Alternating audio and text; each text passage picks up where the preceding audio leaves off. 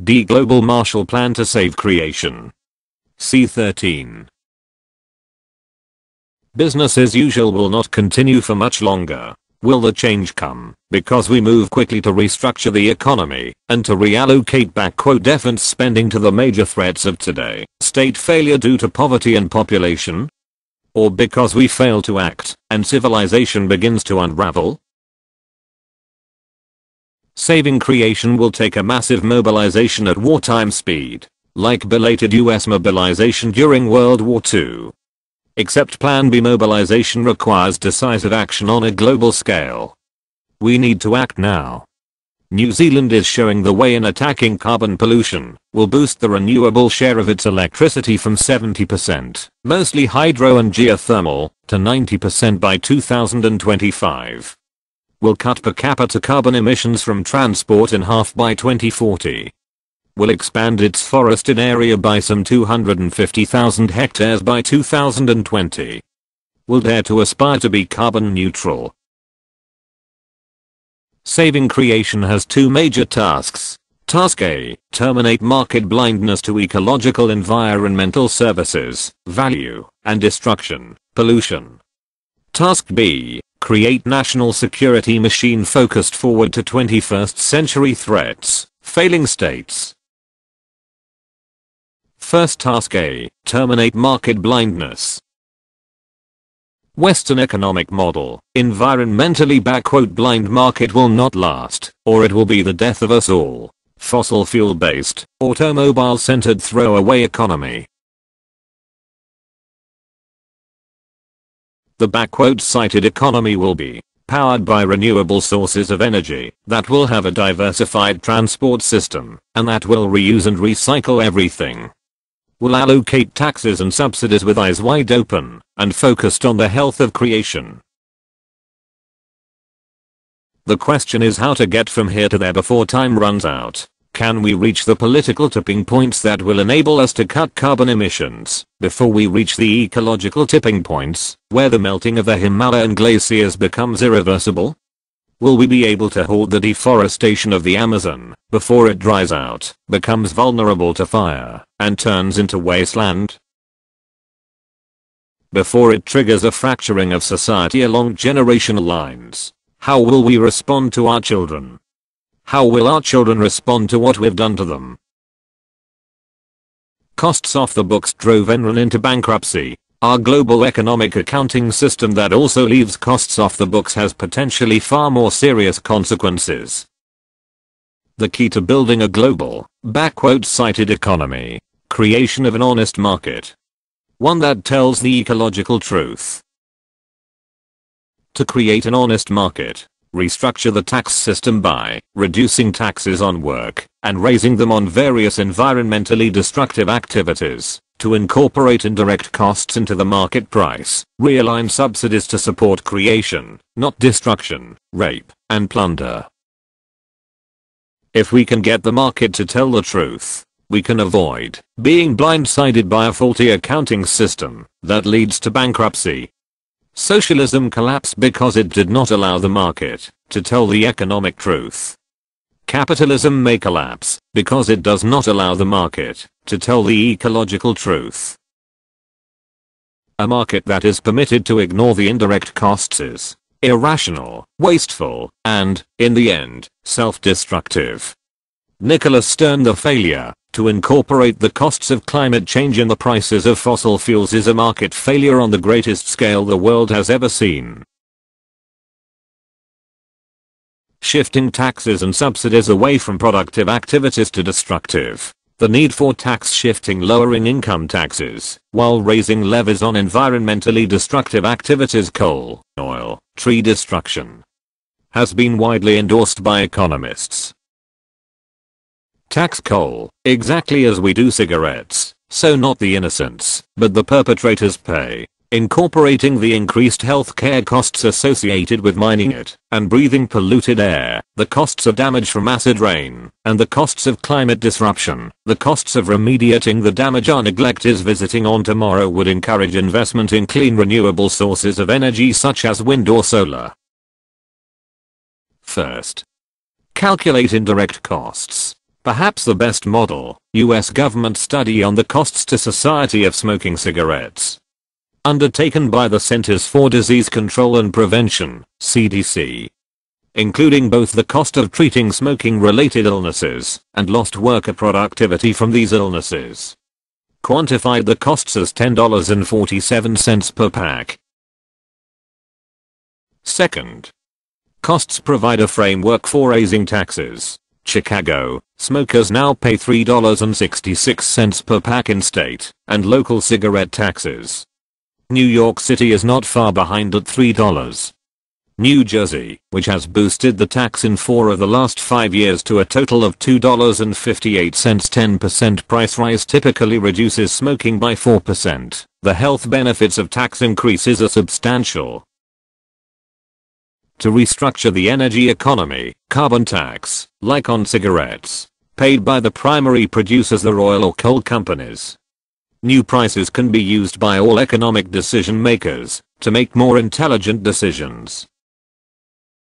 Worldwide carbon tax of $240 per ton, to be phased in at the rate of $20 per year between 2008 and 2020.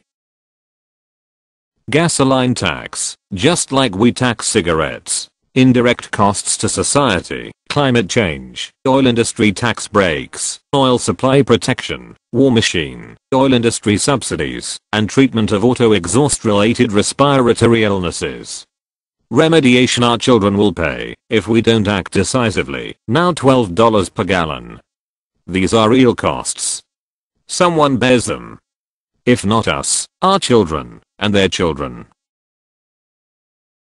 Gasoline tax, just like we tax cigarettes. Gasoline taxes in Italy, France, Germany, and the United Kingdom averaging $4.40 per gallon are almost halfway there. The average US gas tax of 47 cents per gallon, scarcely 1/10 that in Europe, helps explain why more gasoline is used in the United States than in the next 20 countries combined.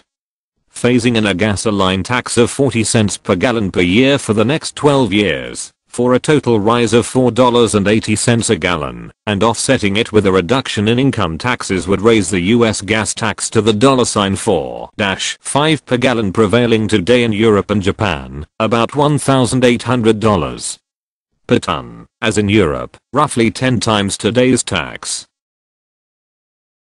Tax restructuring can create an honest pricing system for destroying ecological services, values of services that trees provide, such as flood control and carbon sequestration. Stumpage tax. Market for lumber would then be based on ecologically honest prices. Would reduce tree cutting and encourage wood reuse and paper recycling. Tax as a policy instrument has many validations. 1998 the US tobacco industry agreed to reimburse state governments $251 billion for the Medicare costs of treating smoking-related illnesses, nearly $1,000 for every person in the United States. A retroactive tax on cigarettes, smoked in the past, one designed to cover indirect costs. Companies raised cigarette prices, bringing them closer to their true costs, and further discouraging smoking. Mandating a cost of $240 per ton of carbon by 2020, proven in Europe. Europe's $4.40 per gallon would translate into a carbon tax of $1,815 per ton. The modest gasoline taxes in Europe have contributed to an oil-efficient economy and to far greater investment in high-quality public transportation over the decades, making it less vulnerable to supply disruptions. European tax shifting. 4-year plan adopted in Germany in 1999 systematically shifted taxes from labor to carbon energy. By 2003, this plan had reduced annual CO2 emissions by 20 million tons. Helped to create approximately 250,000 additional jobs. Accelerated growth in the renewable energy sector, creating some 64,000 jobs by 2006 in the wind industry alone. Sweden tax shifting. Shifted an estimated $2 billion of taxes from income to environmentally destructive activities. Much of this shift of $500 or so per household was levied on road transport, including hikes in vehicle and fuel taxes. France, Italy, Norway, Spain, and the United Kingdom are also using this policy instrument.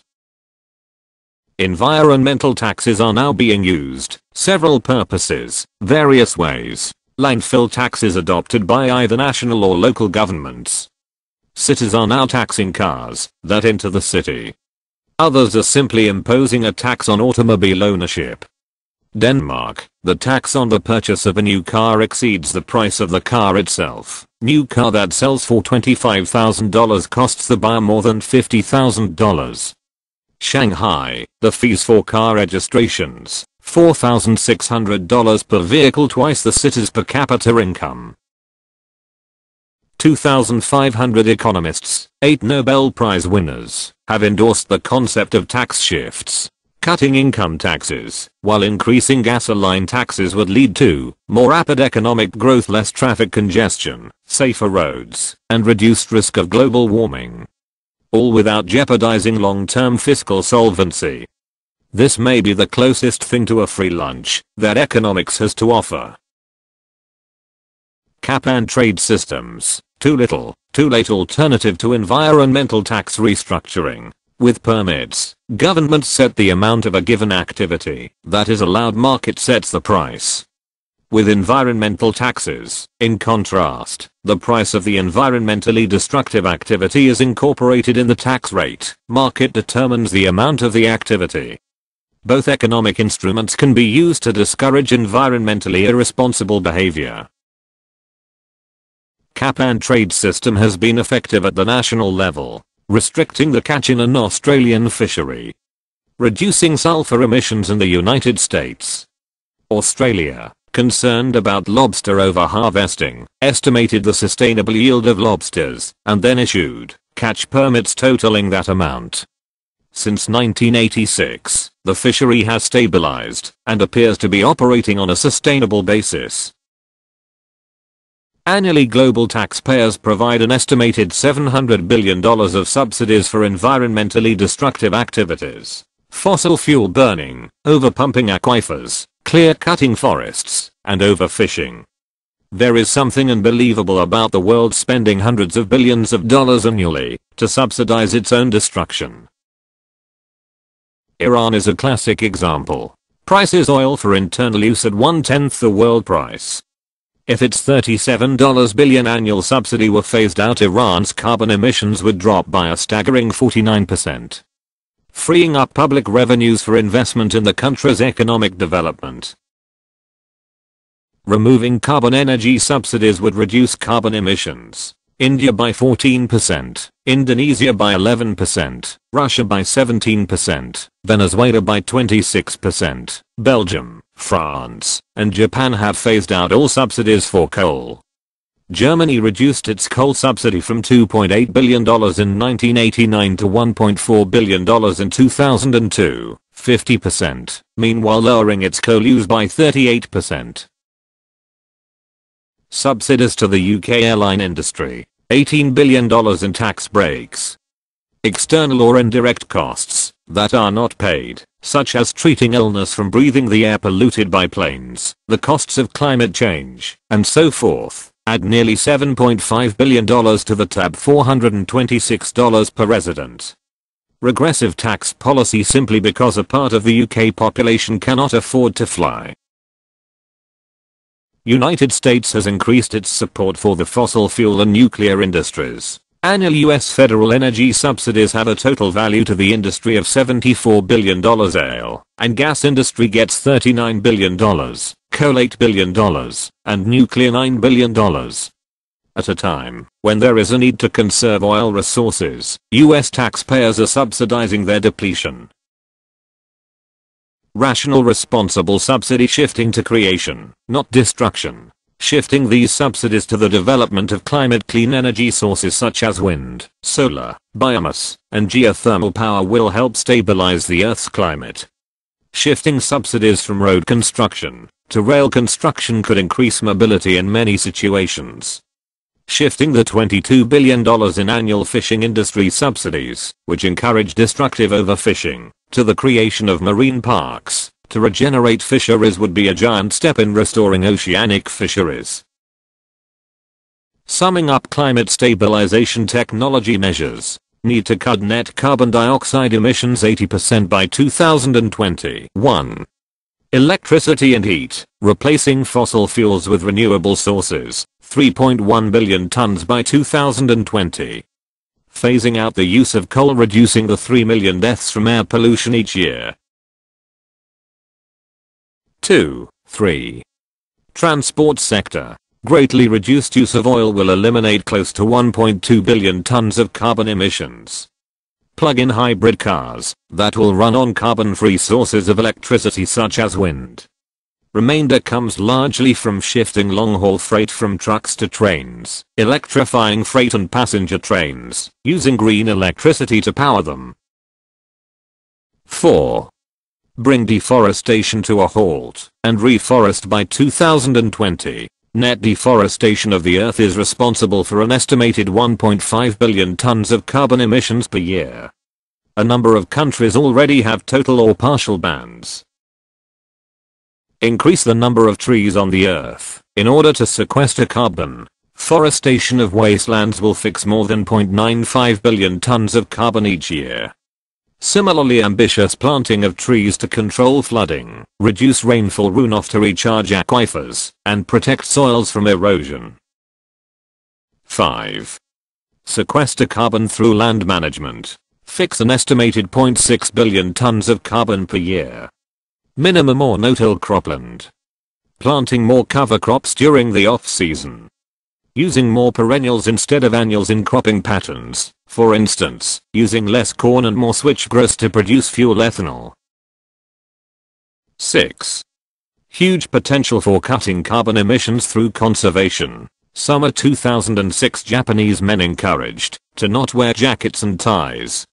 I just lost 3,500 pounds. Ask me how. When asked, he said he had sold his car.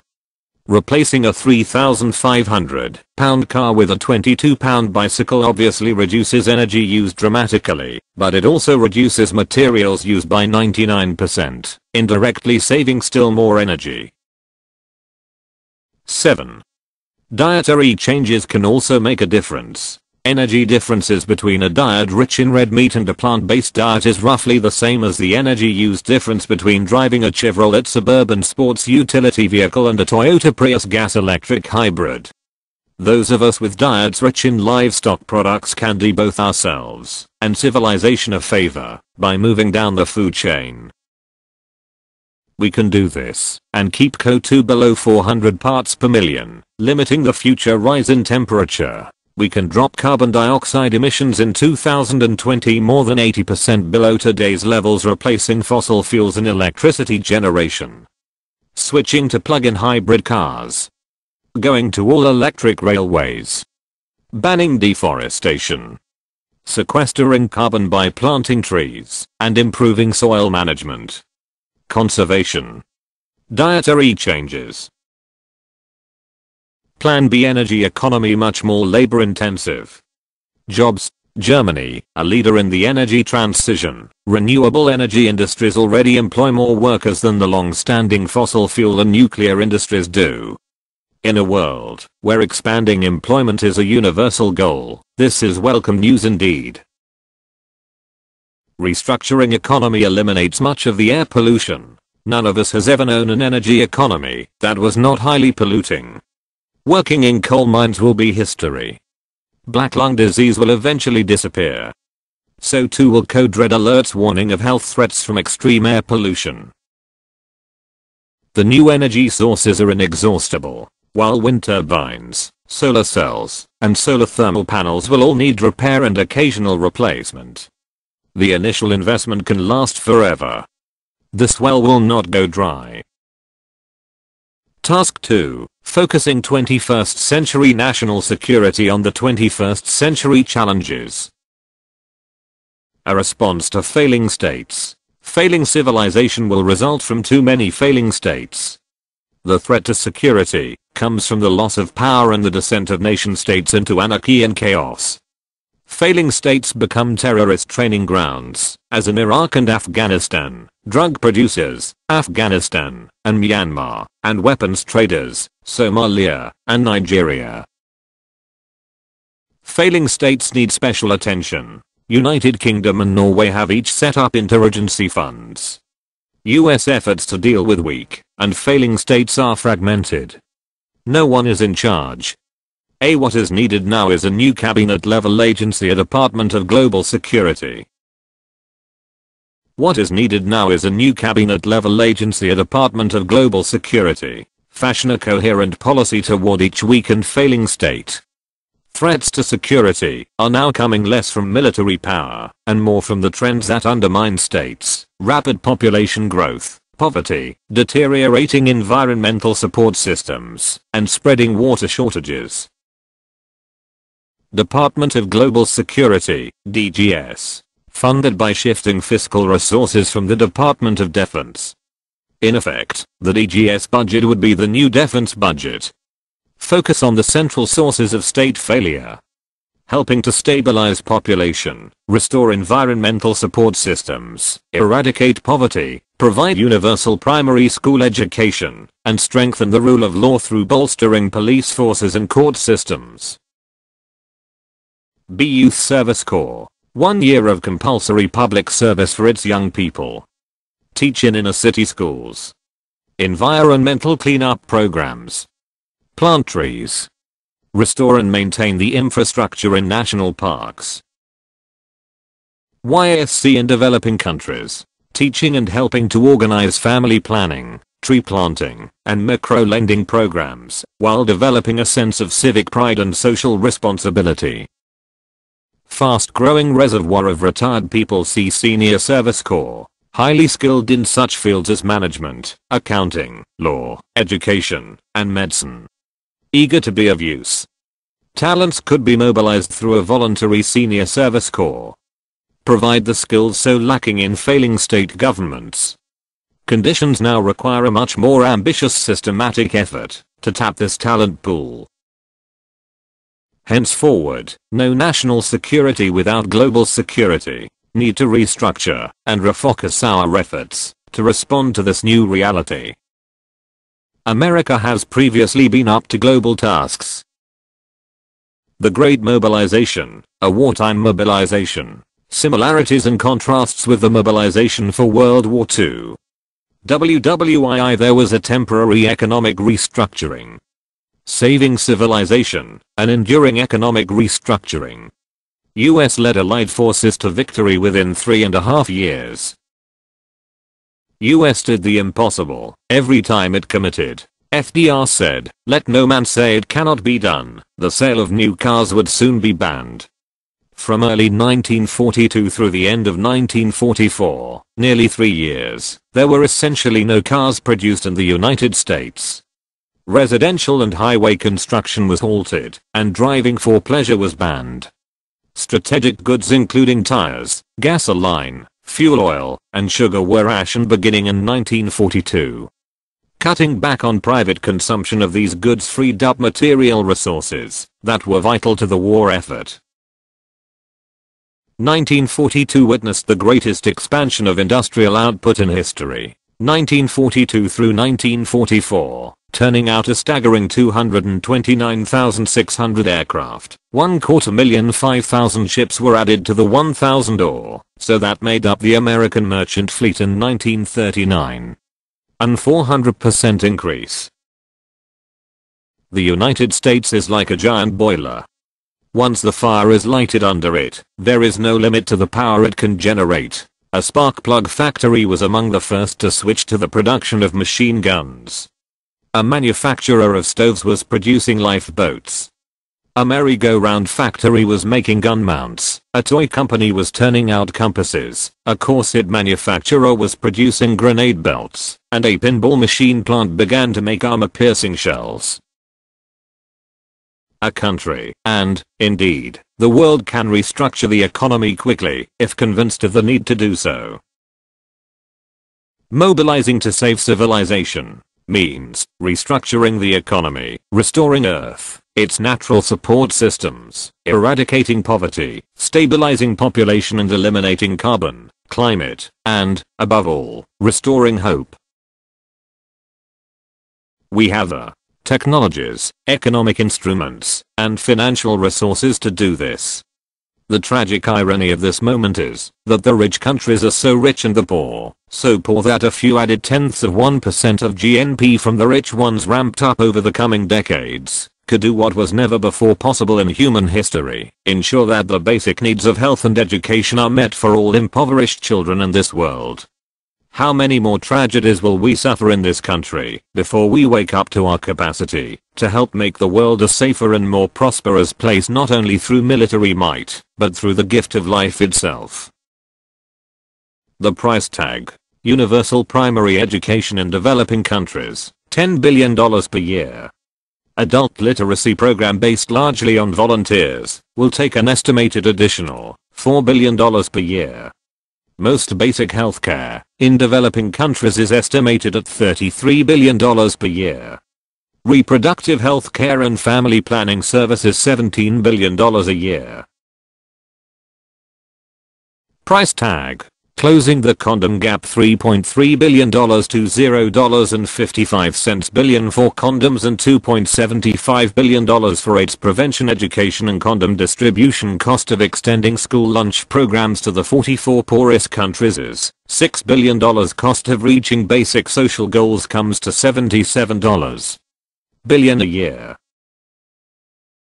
Poverty eradication effort that is not accompanied by an earth restoration effort is doomed. Protecting topsoil, reforesting the earth, restoring oceanic fisheries, and other needed measures will cost an estimated $113 billion in additional expenditures per year, protecting biological diversity at $31 billion, and conserving soil on cropland at $24 billion.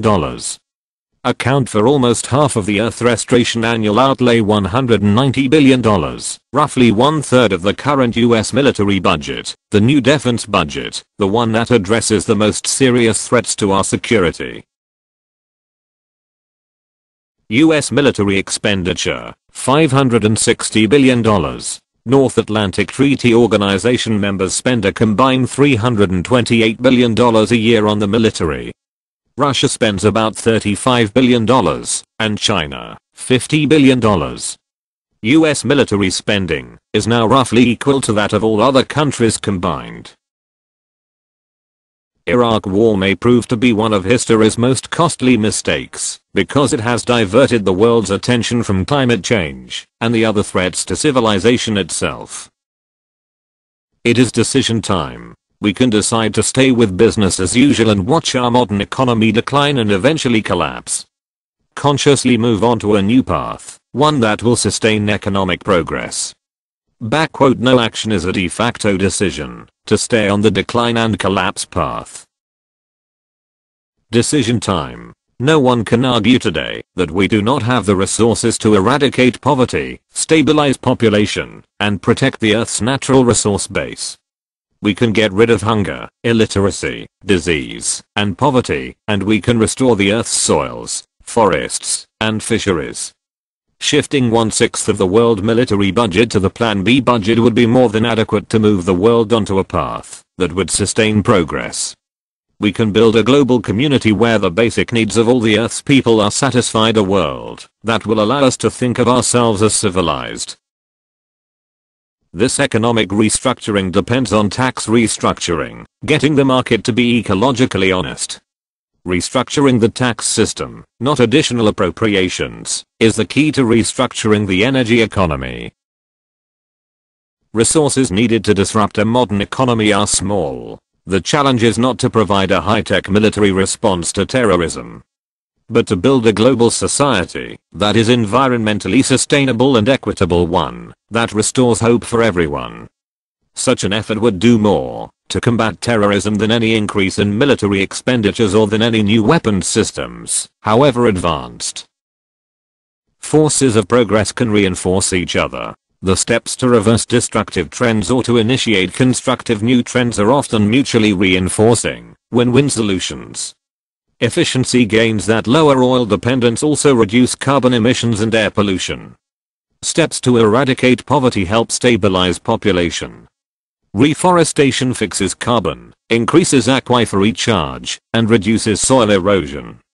Once we get enough trends headed in the right direction, they will reinforce each other.